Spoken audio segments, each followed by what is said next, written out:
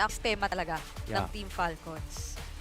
Ito yung mga drafts ng RK Hoshi na kahit sa early game trading, pwede sila mag-ano, all-in na agro Yes, totoo. Ramdam ko na kung gaano kainit ang pwedeng mangyari for game number 1. So immediately, papasok na tayo sa Land of Dawn. Renmar and Ingan, kayo na ang bahala. Battle of top 1 and top 2 para sa Group B. Maagang panggugulo ngayon ang ating nakikita sa badang ni Idok. Kaya TC masesecure pa rin naman niya yung purple buff niya. Tapos naparetry pa tuloy si Gal, tapos mag-i-invade si Susujin, Ang oh my. tas nag-invade kasi tama yung basa ng RK Hoshi na magdo-double leash sila. So mawawalan kaagad ng orange buff si Kyle TZ. Oh, ang ganda ng pagbasa, and even Dyren with the CC pick, madadalian talaga siya sa matchup niya with the Hylos. And ang fear ko dito is if Team Falcons ay magko-concede na lamang sa mga neutral objective takes and eventually magbaballoon up yung lead ng RRQ kahit walang all-in clashes tayo na makikita. Maganda din naman. Oh, dito sa kina, mahuli ata dito si Captain Fume. Pero madadamage Kyle TZ, nakapasok pa. Rins nag-flicker pero mahuli pa. First blood para kay Kyle. At pumasok na si Ogwen. Flicker, tas ba to? Mag-i-invade pa kayo. 2-0 kagad ang umpisa. Idok na lang ang makakakita ng pag-invade ng Falcons. Ang kagandahan sa ating lineup ay maganda ang pag-punish. Few, napakaganda ng call to use out the flicker at hindi makakabigay ng kill onto RRQ Hoshi. Quick response once again sa sinabi mong magtatawid sa Team Falcons for the early game. The Roam in the jungle, the Jawhead in the Suyo making plays for Team Falcons. Medyo nadulas doon yung RQ Hoshi. Ang linis na nung umpisa.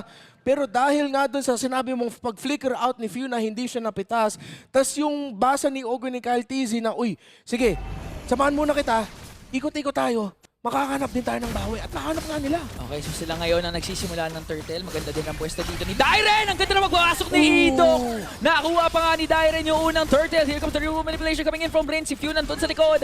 At mabibigyan si Filipino Cannon. Flap TZ will fall down. Few might be next. Wala siyang flicker. At nauwigi shadow kill doon ni Sutsujin. And Rins picks up a kill. Saktong-sakto ang pagpasok ng badang na crowd control kagad si Kyle TZ.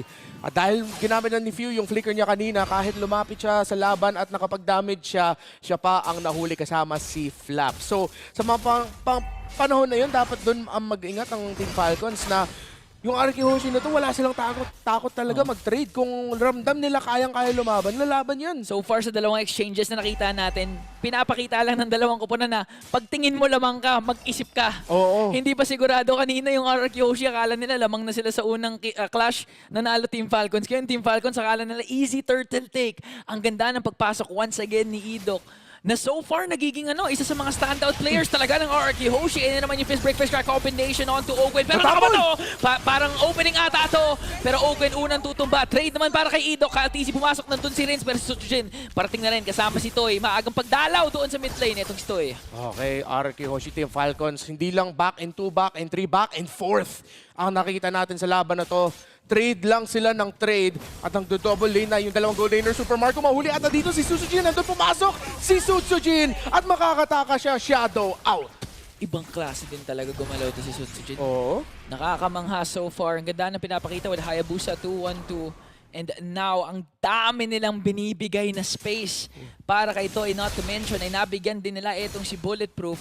Yung roam tsaka mid, tumatambay na halos dyan sa top lane dahil si Toy ang kanilang kailangan i-activate. Ganda nung cut na ginawa nila na hinto-onti nila yung pagdepensa sa pag-push din dahil si Toy ay nakakuha ng shield. Idok ha? Gold. Idok? Ay, nasa likod. Grabe. Ang ganda! Ang ganda ng pwesto niya. Sino makakaspat dito? Di ata nila alam. Madedeli ata nila si Kyle TZ. Mache-check niya yung bush. Okay, na-knockback na. RK Hoshi, maganda yung pwesto nila pero lalapit ni si Flap TZ. Ito na yung paglapag ng F-Lex ng Glorious Pathway. Pero yung ultimate ni Rins ay sakto-sakto. Pero si Kapitan Few ang naka-last hit sa Turtle. May shield yung Team Falcons. Lalaban pa sila, naghihintay pero sabi nila dahan-dahan lang. Ang ganda ng pagpasok doon. Parang may bato pa nga ata na magagana pero may fist break din. Naiba pa to. Etong si Idok. Clutch play once again from Few. Na-out-retry niya yung dalawang jungler, men, kahit wala siyang retry. Oo, ano yun yung bats? Paniki ba yun? Baniki yun Oo. Sinapakan lang ng paniki yung yung pagong. Sinapakeno, kinagat eh. Oo. Nakakagat eh. Isang sungkit lang ni Pew nakakuha niya. But again, may kalamangan pa rin talaga yung RRQ Hoshi because in terms of the laning phase, lamang na lamang sila even down to the XP lane. May isang turret na tumumba para sa Team Falcons. Grabe itong pumesto si Idok. Huli dito si Kapitan View pero meron siyang flicker out. Ginamit niya kagad yung ultimate niya. Sanguine Claws, tas Bats Impact. Matatamaan si Idok pero mataas pa yung buhay niya. Super Marco sa ilalim ng torrent na pe-pressure nito. Ogwen papasok na pero sabi nila, dahan-dahan muna. Magandang disiplina ang pinapakita ngayon ng M5 World Champions. Hindi sila nag-force ng NA initiation. Sabi si Kyle TZ, nakikipag 1v1 dito kay Sutsujin. Masakit. Maagang pag-rotate naman ng RRQ Hoshi para i-control ulit yung gitna. Bumalik si Sutsujin pero handa si Ogwen at si Kyle TZ. Grabe talaga to si Susujin. Bumalik lang para makuha yung repolyo. Saktong-sakto. Ganun ka-importante bawat pera na pwede niyang makuha. Masakit. Ay, naku po. Super Marco, kailangan dito mag-out flap TZ. Pero dahil nga sa early game scaling ng isang Harith, matatalo sa laning phase si Super Marco. Pero yung gold gap nila hindi ganun kataas. Mga 300 or so lang yung lamang dito ni Toy. Kasi kahit pa paano may nagagawa pa rin tama ang Team Falcons ngayon. Again, putting a lot of pressure dyan sa mid lane. Third turtle up for grabs. Isa nga po silang nakuha ngayon and just Dyren really. Ang saya ng buhay niya doon sa bottom lane. Yeah. Literal na only farm maski itong CC na to. Pero yung approach dito ng Falcons, sinakripisyo na lang yung side lanes para yung Torres sa gitna yung buhay pa para sa kanila. Para yung mid-control yung habol ngayon dito ng Team Falcons Kasi alam nila sa side lanes, talo sila Conceal. Pero naspatan dito ni Idok. Ogwen naghahanap. Pero nakapag-conceal pa nga. Unstoppable force. Ginamit na ni Ogwen. Ito na yung flex ni Flap TZ. Pero unti-unti silang tumutumba. Ang ganda na naman ang pagpasok ng Kingdom. Toy gusto pang makaisa. Super Marco mapapalayo. At mukhang sa kanila na mapupunta ang ikatlong turtle. Ganda ulit ang pagpasok ni Idok. Saktong-sakto yung fist break at fist crack. Ito na siya, nasa likod ng Team Falcons. Nasa harap na natapon. Flicker, ejector, ginamit kay Rins at mapapunish naman yung Eve. May onting bawi pero mawawala ng Torre sa gitna ang Team Falcons. Good BMI out coming in from Super Marco pero mas sacrifice nga nila ang kanilang Torre. That's gonna be Rinse for the mid lane turret. Another beautiful trade coming in from RRQ Hoshi. At ngayon, unti-unti nang mas lumalaki pa ang kanilang kalamangan. Pa 3K na nga po. Okay, Unstoppable Force ginamit pero ginamitan lang ng ulti. Here comes Sutsujin na stun out pero may Uwigi Shadow Kill pa. Mabibigyan nata si View pero nakapag-flaker out. Eto na yung Glorious Flapway. Pero si Kyle TC ay tutumba sa kamay ni Dyren. Medyo masakit na kasi yung CC Ito yung sinasabi natin kanina, yung pagka-system ng RRQ Hoshi. Katulad ng nakita natin sa best of the best games ng Team Falcons, gets na mga miyembro ng RRQ Hoshi, ano dapat yung gawin nila? Ito naman, si Rins ginamit yung ultimate niya sa gitna at si Flap TZ pa ang mahuhuli. Sobrang linis ngayon ang laro ng RRQ Hoshi talaga. Nilaro yung Wigi Shadow Kill sa loob ng real world manipulation. Grabe! Yung nagiging synergy dito ngayon ng RRQ Hoshi habang si Toy galit sa Torre. Nakuha na naman ng isa. That's gonna be a 5K gold lead para sa Kingdom. And now, ang kagandahan naman to for Team Falcons ay hindi na basta-basta nakukuhaan ng buff etong si Kyle TZ. Pero eventually, pag lumaki talaga yung kanilang kalamangan at the same time, hindi makakontest for this Lord, paano sila aabot sa late game na kinakailangan nila? Divine Glaive na para sa Eve. So kahit sa pagdepensa dito ng Team Falcons, mahirapan sila basta maka-free hit dito yung Eve. So hindi ako magugulat kung maya-maya gagamitin lang yun ni Rins na hindi niya overthink. Kaya ko gagamitin? Gagamitin ko. Well, for Team Falcons naman, yung maganda sa lineup ng nila is maganda yung late game. Cecilion, Claude, pag hindi ito natapos ng RRQ Hoshi bago mag 13-14 minutes, pag lumampas na yon within reach na yung Falcons. Kasi meaning na-extend nila yung laban na sobrang tagal, may items na yung Claude and especially the Cecilion. Almost 1K kasi yung kalamangan ngayon ni Toy kay Super Marco. Wala pang golden staff etong si Super Marco. So magiging madaling Lord take dapat ito sa RRQ Hoshi unless makahanap na maganda potential play ang Team Falcons Philippines. Kailangan ma-check yung shrub na yun sa gitna. Okay. Bibigyan na lang ata kasi si Kyle TZ at si Super Marco nag-orange buff. At chinek na lang ng Team Falcons. Kinoncede ng Team Falcons ang unang Lord. Kingdom ang makakakuha. Kagandahan naman sa lineup ng Team Falcons, maganda ang kanilang clear wave unless maganda din or mas maging maganda yung pagpasok ni Idok later on with the flicker fist break. So yun yung kinakailangan nilang ingatan ngayon eh. Yung pwedeng potential end angle na gagawin ng RRQ Hoshi dito pag makatch nila yung Team Falcons off guard. Lord nag-spawn doon sa bandang baba.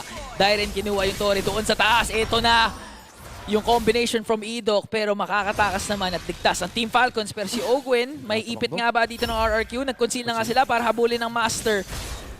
Okay, hindi nila aabutin si Master Ogwen. Okay, Team Falcons makakadepensa pa. Ultimate ni Few online at saka yung Blazing Duet nung Claude na, wala pang Golden Staff. Inuna mo na yung Demon Hunter Sword. Meanwhile, si Idok ay naka-oracle na rin. Tignan natin kung ano ang mangyayari dito sa Siege. Okay, Lord sieging in doon sa baba. Tignan natin kung madedepensahan nila. Dyren, ang ganda ng pagsuzone.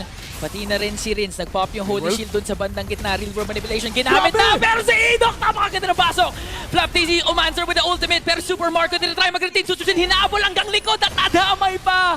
Etong si Flap TZ, that's 2 members down for Team Falcons. Kailangan makapag-trade dito ang Team Falcons sa RRQ Hoshi. Hindi pa sila humihinto. Susujin, munti ka na mahuli doon. Si Kyle TZ malapit sa mga ibang miyembro ng RRQ Hoshi. Pero dumedepensa pa rin si Few, Super Marco at Kyle TZ. Toy! Ginamit na yung Zaman Force. Sabi niya gusto ko na ito tapusin. Pero si Kyle TZ na-stun si Toy. At yung Harith nahuli. Pero nahuli rin si Kyle TZ. Pero dahil nawala yung Harith, pwede na mag-back. Super Marco nakapag-BMI out. Munti ka na siya mahuli ni Susujin. Na-force out din naman yung Wiggy Shadow. So ngayon, dahil sa kill nga ni Kapitan Few, unti-unting napapahaba at nai-extend pa ng Team Falcons yung laro. Pero grabe, First Lord pa lamang.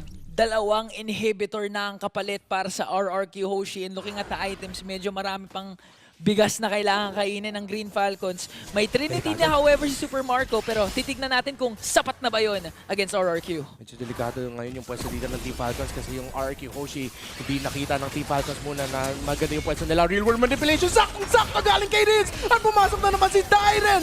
Double kill para sa EXP laner! Sakto yung curtain call! Kyle TZ na wala tatlong miyembro ng Team Falcons ay napatumba. RRQ Hoshi, 5 pa sila at andito na rin si Toy. Kaya na ata tapusin, hinihintay na lang yung minions. Minions doon sa baba, paparating na 5 members ng Kingdom. Ready nang tapusin ang laro at ipakita sa Team Falcons na ang Kingdom hindi mabibigo! Malinis na Game 1 ang mapapasa